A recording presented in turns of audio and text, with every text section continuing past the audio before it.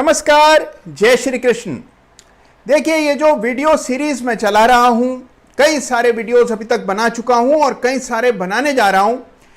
जब मैंने बनाने का संकल्प किया तो मुझे सुझाव ये मिले कि भाई YouTube वीडियोस में ठोस हार्ड नॉलेज नहीं दिया जाता है। YouTube वीडियोस में यहां वहां की बातें होती हैं, कुछ मनोरंजन होता है और बस यही। तो देखिए, ये सुनते ही मैंने संकल्प किया कि मैं जो वीडियोस बनाऊंगा उसमें ठोस ज्ञान आप तक पहुंचाऊंगा। वो ज्ञान जिसको आप सीधे सीधे अपनी ट्रेडिंग में लागू कर सकते हो, जिससे आपकी ट्रेडिंग में सुधार आए और नौकरी से आजादी का आपका सपना पूरा हो। तो देखिए, यही प्रयास मेरा निरंतर रहा है और आगे भी रहेगा। और मेरा यह मानना है कि ट्रेडिंग और ट्रेडिंग से जुड़े जो कॉन्सेप्ट्स हैं वो कोई रॉकेट साइंस नहीं है कि वो केवल कुछ ही लोगों को समझ आए। सबको समझ आ सकते हैं अगर आप थोड़ी संजीदगी से इन कॉन्सेप्ट्स को समझने का प्रयास करेंगे। तो देखिए, आज मैं आपके लिए लेकर के आया हूं ऐसा ही एक कॉन्सेप्ट जिसको सीधे तौर पर आप अपनी ट्रेडिंग में लागू कर सकते हैं, जो कि आपकी ट्रेडिंग को एक नया आयाम देगा।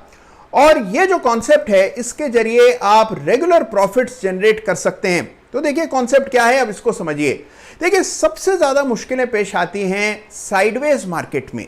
साइडवेज मार्केट यानी कि ऐसा बाजार जहां पर के शेयर्स और इंडेक्स एक दायरे में फंसा हुआ है। मिसाल के तौर पर निफ्टी मान लीजिए 10,500 से 11,000 के बीच में अटकी हुई है और आप देखते हैं कि इसी दायरे में कई महीने बीत जाते हैं। जैसे ही आप सोचते हैं कि बस अब तो ऊपर जाएगा, वैसे ही नीचे चला जाता है, और जैसे ही आप सोचते हैं कि बस अब तो नीचे जाएगा, तब ऊपर चला जाता है। तो रेंज जो होता है यानी कि साइडवेज मार्केट, ये ट्रेडर्स को सबसे ज्यादा दुखी करता है। और ऐसे मौसम में, ऐसे बाजार में पैसा कमाना सबसे ज्यादा मुश्किल होता है, दुश्वार होता है। तो देखिए, ऐसे वातावरण में जहां पर के कोई भी ट्रेडर और अधिकांश ट्रेडिंग सिस्टम पूरी तरह पिट जाते हैं, एक मॉडल है जिसमें कि आपको लगातार रेंजेस में भी मुनाफा आता है। तो वो मॉडल आज मैं इस वीडियो में आपके सामने रखने जा रहा हूं। तो देखिए, ऐसा कहा जाता है कि शेयर 80% समय ये सोचते रहते हैं कि उनको जाना कहां है और केवल 20% समय जाने का कष्ट करते हैं। यानी कि जहां उन्हें पहुंचना है वहां तो वो ताबड़तोड़ पहुंच जाते हैं, चाहे ऊपर या नीचे, लेकिन जाने के लिए मन बनाने में हमारी तरह बिल्कुल उनको भी बहुत वक्त लगता है। तो देखिए, जब शेयर मन बना रहे होते हैं यानी कि सोच विचार में लगे होते हैं, उस समय रेंजेस होती हैं। रेंजेस को यदि आप ठीक ढंग से पहचान लें तो रेंज में आप कॉल पुट की बिक्री करके यानी कि स्ट्रेंगल सेल करके बहुत पैसा कमा सकते हैं। यह कैसे किया जाता है, आइए जानते हैं। तो देखिए, यह काम करने के लिए सबसे पहला काम क्या करना है? सबसे पहले काम आपको यह करना है कि आपको वो शेयर्स खोजने हैं जो कि एक रेंज में हो, जो कि F&O का हिस्सा हो। क्योंकि देखिए, फ्यूचर एंड ऑप्शंस के जरिए ही हम ये स्ट्रेटजी इंप्लीमेंट करेंगे। तो F&O वाले जो शेयर्स हैं, उनमें से आपको वो शेयर खोजने हैं जो कि फिलहाल एक रेंज में ट्रेड कर रहे हों। और दूसरी एक बात जिसका आपको ख्याल रखना है कि आप उन शेयर्स का चुनाव करें जहां पर के ऑप्शंस लिक्विड हो, क्योंकि सभी F&O के स्टॉक्स में ऑप्शंस लिक्विड नहीं होते हैं। केवल जो बड़े वाले शेयर्स हैं जैसे Tata Motors, ICICI bank, SBI, यही ऑप्शंस लिक्विड होते हैं। तो हमें क्या चाहिए? हमें ऐसे शेयर्स चाहिए जो कि F&O में हो और साथ ही जिनमें ऑप्शंस लिक्विड हों। तो देखिए, हमें कैसे पता लगेगा कि कौन से शेयर्स हैं जहां पर के फिलहाल रेंज चल रही है?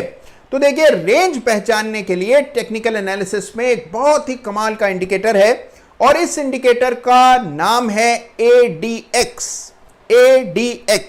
और ये जो इंडिकेटर है, कुछ लोगों का मानना है कि ये है मदर ऑफ ऑल इंडिकेटर्स, यानी कि जितने भी तमाम इंडिकेटर्स टेक्निकल एनालिसिस में हैं, उनमें यह इंडिकेटर सबसे ज्यादा महत्वपूर्ण, सबसे ज्यादा विशेष है। तो इस इंडिकेटर का इस्तेमाल करके हम पहचानेंगे वो स्टॉक्स जहां पर के फिलहाल एक रेंज चल रही है। तो देखिए, वेल्स वेल्डर जूनियर ने इस इंडिकेटर का इन्वेंशन किया, जिसकी मदद से पता लगता है कि क्या शेयर में रेंज है या वो स्टॉक ट्रेंडिंग है, यानी कि उसमें कोई दिशा है या वो स्टॉक है दिशाहीन, दायरे में फंसा हुआ। तो ये जो इंडिकेटर है, एक तरह का टेस्ट है जिसकी मदद से आप रेंज का अंदाजा लगा सकते हैं। तो देखिए, करना कुछ खास नहीं है, केवल आपको यह ट्रैक करना है कि क्या इस स्टॉक में ADX की वैल्यू 25 से नीचे है। देखिए, ADX जब आप डालें तो कंप्यूटर आपसे एक संख्या की मांग करेगा। 14 पीरियड का ADX इस्तेमाल कीजिएगा और ये इंश्योर करें कि 25 से नीचे के एडीएक्स वाले स्टॉक्स आपके सामने आ जाएं। ये आप खुद से भी कर सकते हैं, यानी कि जो आपकी स्टॉक की फहरिस्त है उसमें एक एक शेयर को देखते जाइए कि उसमें एडीएक्स की वैल्यू क्या है, और इससे भी आप एक सूची बना सकते हैं।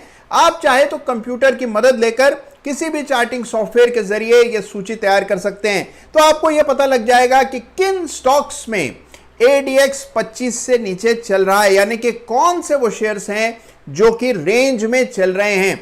और जब रेंज वाले शेयर्स का आपको अंदाजा हो जाए तब तो देखिए ट्रेडिंग करना बहुत आसान है। उसके बाद हमें छांटनी है सही कॉल पुट की स्ट्राइक प्राइसेस और बेचने हैं स्ट्रेंगल यानी कि कॉल पुट का जोड़ा। तो ये कैसे किया जाता है आइए देखते हैं कि किस तरह से ये इंडिकेटर एडीएक्स हमारी मदद करता है, किस तरह से इसके जरिए रेंज बाउंड स्टॉक्स को खोजा जाता है और कैसे चुनी जाती हैं कॉल पुट की स्ट्राइक्स, जिसको हम सेल करके स्ट्रेंगल को बेच करके टाइम वैल्यू का फायदा लेंगे। देखिए ये जो अभी आप देख रहे हैं ये चार्ट है आईसीआईसीआई बैंक का, और जैसा कि आप यहां देख पा रहे हैं मैंने एक इंडिकेटर डाला हुआ है, इंडिकेटर का नाम है एडीएक्स। और एडीएक्स आपको सभी चार्टिंग सॉफ्टवेयर में शर्तिया मिलेगा क्योंकि ये बहुत पॉपुलर इंडिकेटर है, बहुत पुराना विख्यात इंडिकेटर है। और आप चाहे फ्री वेबसाइट का इस्तेमाल कर रहे हो या किसी प्रोफेशनल चार्टिंग सॉफ्टवेयर का, एडीएक्स आपको जरूर मिलेगा। हाँ, यह हो सकता है कि आपके सॉफ्टवेयर में एडीएक्स का नाम कुछ अलग हो, कुछ सॉफ्टवेयर में इसको डायरेक्शनल मूवमेंट इंडेक्स के नाम से भी इंडिकेटर आपको मिलता है। एडीएक्स डालते समय इस बात का ख्याल रखें कि 14 पीरियड्स के लिए आप एडीएक्स डालें। हम ये जो चार्ट देख रहे हैं ये डेली चार्ट है, तो ये जो एडीएक्स है ये 14 डेज की वैल्यू आपको दिखा रहा है। मैंने यहां पर एक 25 पर हॉरिजॉन्टल लाइन बनाई है। 25 से नीचे अगर एडीएक्स हो तो जैसा मैंने आपको बताया कि स्टॉक एक रेंज में फंसा होता है, रेंज में ग्रसित होता है, और वही समय होता है जब उसकी टाइम वैल्यू का हम लोग फायदा उठा सकते हैं। तो अब देखिए आइए इसको एक एग्जांपल से समझते हैं। ये है देखिए 2020 का अप्रैल, और यहां पर आईसीआईसीआई बैंक का एडीएक्स 25 से नीचे चला गया। अगर आपने एक स्कैनर चलाया होता तो आपको तुरंत पता लग जाता कि कौन से स्टॉक्स हैं जहां पर के 25 से नीचे एडीएक्स चल रहा है। आप मैनुअली भी उन स्टॉक्स को खोज सकते हैं और आप कंप्यूटर स्कैन के जरिए भी शेयर्स का चुनाव कर सकते हैं। अब देखिए मान लीजिए आपने स्टॉक को खोजा और आपने देखा कि 25 से नीचे आईसीआईसीआई बैंक का एडीएक्स चल रहा है, तो आपको आईसीआईसीआई बैंक में एक रेंज चार्ट पर दिखाई पड़ेगी। और देखिए अगर आप अप्रैल में होते तो बड़ी आसानी से यहां पर एक रेंज देख पाते। नीचे रेंज 280-85 तक है और ऊपर 380 तक है। तो कुल मिलाकर आप देखें 380 टू अबाउट 280 की रेंज है। तो मान लेते हैं कि हम यहां पर 390 वाली कॉल को सेल कर देते हैं, तो 390 ऊपर का लेवल हुआ। तो इस लेवल से ऊपर जाने की संभावना कम दिखती है क्योंकि ये स्टॉक रेंज में है और रेंज में ही रहने की संभावनाएं होती हैं क्योंकि एडीएक्स 25 से नीचे चल रहा है। तो यहां हम क्या करेंगे कि 390 की कॉल बेच देंगे और मान लीजिए हम 290 का पुट बेच देते हैं। तो 100 अंकों की बड़ी रेंज है, लेकिन याद रहे कि यह समय ऐसा था जब प्रीमियम्स भी काफी बड़े हुए थे, तो बहुत अच्छा समय था ये स्ट्रेंगल सेल करने का। अब यहां पर आपने क्या किया, 390 की कॉल बेची और 290 का आपने पुट बेच दिया। दोनों जब आपने कॉल और पुट बेचे तो आपको जो कंबाइंड प्रीमियम मिला वो लगभग, मैं अनुमान से बता रहा हूं, कोई 20-21 रुपए के आसपास का प्रीमियम मिला होगा। लगभग 17-18 रुपए की कॉल रही होगी, 4-5 रुपए का पुट रहा होगा। मान लेते हैं कि आपको 20-21 रुपए इस कॉल पुट के पेयर को बेचने में मिले। 21 रुपए इंटू लॉट साइज, और लॉट साइज लगभग 1375 रुपए का लॉट है आईसीआईसीआई बैंक का। तो 1375 इंटू 21 ये आपको प्रीमियम मिला, क्योंकि आप दोनों बेच रहे हैं, कॉल पुट का पेयर बेच रहे हैं, तो आपको ये प्रीमियम की आमद हुई, रिसीव हुआ। तो ये आपको प्रॉफिट हो सकता है अगर कॉल पुट का ये दोनों का पेयर, जिसको स्ट्रेंगल कहा जाता है, ये वर्थलेस एक्सपायर हो जाए, यानी कि एक्सपायरी 390 और 290 के बीच में अगर अप्रैल के महीने में हो जाती, जो कि हुई, तो आपको पूरा प्रीमियम आपका हो जाएगा। तो लगभग 21-22 रुपए पर शेयर और 1375 का लॉट है, तो आपका मुनाफा लगभग 28-29 हजार रुपए का होगा। और ये तब होगा जब एक्सपायरी 390 से 290 के बीच में होगी। और ऐसा ही देखिए बिल्कुल होता हुआ नजर आया। एडीएक्स एक बार भी 25 से ऊपर नहीं गया, शेयर दायरे में ही फंसा रहा और आपको पूरा का पूरा प्रीमियम मिल गया। उसके बाद देखिए जैसे ही अप्रैल का महीना खत्म हुआ और मई का महीना शुरू हुआ, हमने देखा अभी भी ADX 25 से नीचे ही चल रहा है और अब जो रेंज है वो और भी ज्यादा स्पष्ट चार्ट पर आपको नजर आ रही है। तो फिर से उन्हीं स्ट्राइक्स के कॉल और पुट को आप बेच सकते हैं। 390 की कॉल बेच देंगे, 290 का पुट, लेकिन इस बार बेचेंगे अगली सीरीज का। तो देखिए मई के महीने में भी अगर आपने यही कॉल पुट का कॉम्बिनेशन बेचा होता तो मई के महीने में भी कुछ खास नहीं हुआ, 25 से नीचे ही ADX चलता रहा और कॉल पुट का ये पेयर फिर से एक बार वर्थलेस एक्सपायर हो गया। हाँ, मई में प्रीमियम्स काफी घट गए थे, जो 22 रुपए का पेयर था वो घट करके 11-12 रुपए रह गया होगा, तो आपको थोड़े कम पैसे मिले, लेकिन फिर भी रिटर्न ऑन कैपिटल बहुत ही शानदार है। 11 रुपए का मतलब होता है लगभग 15,000 रुपए, जो कि आपको एक लॉट पर मिल रहे हैं। एक लॉट कॉल और एक लॉट पुट बेच देने से 15-16 हजार रुपए महीने में आपको मिल जाते हैं और बिना किसी खास प्रयास करे, मेहनत करे, आपको एक बार कॉल पुट का पेयर बेचना है और बस देखते रहना है कि क्या ADX 25 से नीचे है या नहीं। और साथ ही इस बात का भी ख्याल रखना है कि कहीं ऊपर के लेवल्स नहीं टूट रहे हो या नीचे के लेवल्स नहीं टूट रहे हो, यानी कि 390 से ऊपर तो प्राइस नहीं जा रहा है, 290 से नीचे तो खैर जाने की संभावना ही नहीं है क्योंकि काफी ऊपर प्राइस चल रहा है। अब एक चीज नोटिस करेंगे, देखिए ये जो रेंज है ये धीरे धीरे करके ऊपर की तरफ शिफ्ट होने लगी, यानी कि जो बॉटम्स हैं, जब हमने इसको अप्रैल में बेचा था तो बॉटम्स यहां तक थे, मई में हमने देखा कि बॉटम यहां तक आ गए और जून आते आते बॉटम्स बढ़कर और ऊपर और फिर जुलाई में और ऊपर चले गए।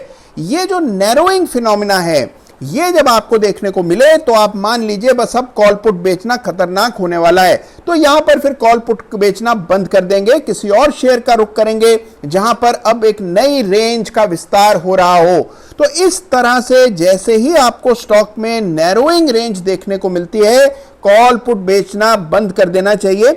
यहां पर एक चीज का आपको ख्याल रखना है कि स्टॉप लॉस के लेवल्स आपको बिल्कुल साफ ढंग से चार्ट पर मार्क करके रखने हैं। मिसाल के तौर पर जब अप्रैल में आपने कॉल पुट का पेयर बेचा होता तो जो रीसेंट रेजिस्टेंस थी वहां पर और जो रीसेंट सपोर्ट था वहां पर आपको ये बिल्कुल साफ लकीरें डाल देनी है और जब तक प्राइस इन लकीरों के भीतर है तब तक आपको कुछ नहीं करना है। जैसे ही प्राइस लकीर के बाहर जाने लगे आपको स्टॉप लॉस लेकर के पोजीशन को एग्जिट करना है। और एक चीज बहुत इंपॉर्टेंट है कि जब आप कॉल से एग्जिट करें बिल्कुल उसी समय पुट को भी काट दें, कभी भी दोनों में से एक को बिल्कुल नेकेड अनप्रोटेक्टेड होल्ड नहीं करना है। तो देखा आपने कि किस तरह से कॉल पुट के पेयर्स बेचे जाते हैं, किस तरह स्ट्राइक प्राइस चुनी जाती है और साथ ही ADX कितना कारगर है इसका अंदाजा आपको हुआ। एक कॉन्सेप्ट जो और यहां विशेष है और जिसका आपको ख्याल रखना है वो है रेंज नैरोइंग का ये कॉन्सेप्ट, यानी कि जब शुरू में आप पहले महीने में कॉल पुट का पेयर बेचेंगे तो रेंज बड़ी होगी, प्रीमियम्स भी बड़े होंगे, लेकिन जब आप अगले महीने में बेचेंगे तो रेंज छोटी हो जाएगी और प्रीमियम्स भी कम मिलेंगे।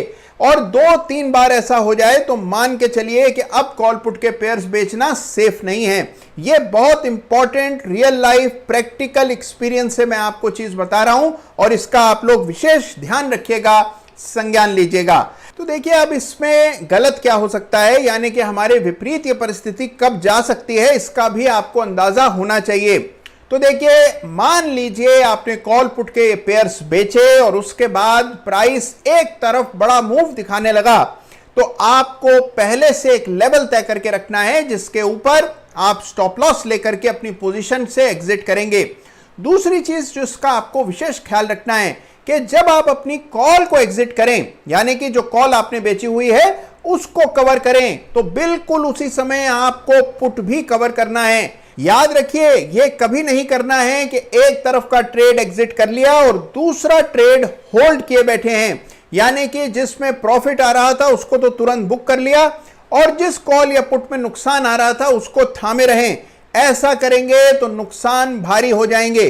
तो देखिए यहां पर बहुत साफ है, कॉल पुट के पेयर्स आपको साथ बेचने हैं और साथ उनसे निकलना है, और निकलना किन स्तरों के ऊपर है ये आपको पहले से तय करके चलना है। तो ये जो स्ट्रेटजी है ये आपको देती है रेगुलर प्रॉफिट्स साइडवेज मार्केट में, जहां पर अधिकांश लोग पिट रहे होते हैं। अगर आप इस स्ट्रेटजी का सही इस्तेमाल करेंगे तो आप इस स्ट्रेटजी के जरिए रेंज बाउंड मार्केट में भी अच्छा खासा पैसा कमा सकते हैं। तो देखिए मैं अपना वायदा भूला नहीं हूं। मैंने पिछले सप्ताह आप सबको वायदा किया था कि बहुत जल्द जो सिस्टम्स मैं अपनी ट्रेडिंग में इस्तेमाल करता हूं वो मैं आपके सामने रखूंगा। तो थोड़ा इंतजार कीजिए, बहुत जल्द इसी चैनल पर इन्हीं वीडियोस के जरिए मैं आपके सामने अपना ट्रेडिंग सिस्टम भी रखने जा रहा हूं। तो किस तरह से मैं ट्रेड खोजता हूं ये भी मैं आपको बताऊंगा। लेकिन देखिए, उससे पहले इस शनिवार फिर से होगी कुणाल की अदालत, और इस बार कुणाल की अदालत बिल्कुल नए अंदाज में होने वाली है। तो देखिए, कई सारे नए सेगमेंट्स इस बार कुणाल की अदालत में देखने को मिलेंगे। कोर्ट की लताड़ होगी, साथ ही सुओ मोटो होगा, यानी कि कोर्ट किसी चीज का, किसी एक नए कॉन्सेप्ट का संज्ञान लेगा। और साथ ही पीआईएल मुकदमे तो हर सप्ताह की तरह होंगे ही। तो इस सप्ताह में आपको बताने जा रहा हूं कि फार्मा कंपनीज में कैसे चुनाव किया जाए, यानी कि इतनी सारी फार्मा कंपनीज में से कौन सी कंपनी अच्छी है, किन कंपनीज में आपको आने वाले समय में बड़ा मुनाफा हो सकता है, यह भी अदालत में आपको इस सप्ताह शनिवार को 11 बजे पता लगेगा। तो समय से आइएगा, वरना हमेशा की तरह अदालत की अवमानना हो जाएगी। तो समय से अदालत में हाजिर हो जाइएगा। तो देखिए, अदालत में जुड़ने के लिए और आने वाले स्ट्रेटजीज को जानने के लिए देखिए आपको एक ही काम करना है, और वो है इस चैनल को तत्काल प्रभाव से सब्सक्राइब कर लेना है। और इस वीडियो को अगर आपको पसंद आया हो तो लाइक जरूर कीजिएगा। अपना ख्याल रखिए और फिर मिलेंगे इस शनिवार कुणाल की अदालत में। धन्यवाद।